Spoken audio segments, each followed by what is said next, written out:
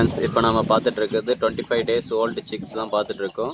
நம்ம கோழி குஞ்சுங்க சீக்கிரமாக வளர்ச்சி அடையணும் அப்படின்றதுக்காண்டி கோழி முட்டையோட மஞ்சள் கருவு ப்ளஸ் அந்த ஒயிட்டு எல்லாம் வேக வச்சு நல்லா கோழிங்களுக்கு போட்டோன்னா அது நல்லா தீனி எடுக்கும், நல்ல க்ரோத் அண்ட் டெவலப்மெண்ட் இருக்கும், சீக்கிரமாக வளர்ச்சி அடையும்.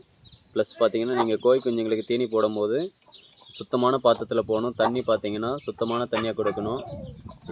தேங்கிக்கிற தண்ணியோ இல்லை மழை காலத்தில் தேங்கிக்கிற தண்ணி அவாய்ட் பண்ணுறது ரொம்ப நல்லது. கோழி குஞ்சுங்க சீக்கிரமாக தண்ணி குடித்து அஃபெக்ட் ஆகிடும். முடிஞ்ச அளவுக்கு காலையில் திருசலில் விடுறது அவாய்ட் பண்ணணும். ஒரு 11 மணி 12 மணிக்கு மேலே வெயில் கார டைமில் திருசலில் விடணும். ஏன்னா அந்த பனி இந்த மழை காலத்தில் துளிர் விடும். புல்லுங்க துளிர் விடுறப்போ அந்த நுனிப்புல்லை வந்து சாப்பிட்றப்போ கோழி குஞ்சுங்க சீக்கிரமாக நோயினால் அஃபெக்ட் ஆகும். ஸோ முடிஞ்ச அளவுக்கு வந்து திருசலில் விடும்போது வெயில் டைமில் விடுங்க. ஒரு 11 மணி 12 மணி டைமில் கோழி குஞ்சுங்க சீக்கிரமாக வளர்த்துக்கான டிப்ஸ் பார்த்தீங்கன்னா இந்த மாதிரி தான். ப்ளஸ் அந்த புழுக்கள் நீங்கள் எவ்வளோக்கு அந்த பூச்சிங்களை அதிகமாக போடுறீங்க உற்பத்தி பண்ணி அப்படின்றப்ப கோழி குஞ்சுங்க இன்னும் க்ரோத் அண்ட் டெவலப்மெண்ட் அதிகமாக இருக்கும். புழுவில் வந்து ப்ரோட்டீன் அதிகமாக இருக்கும்.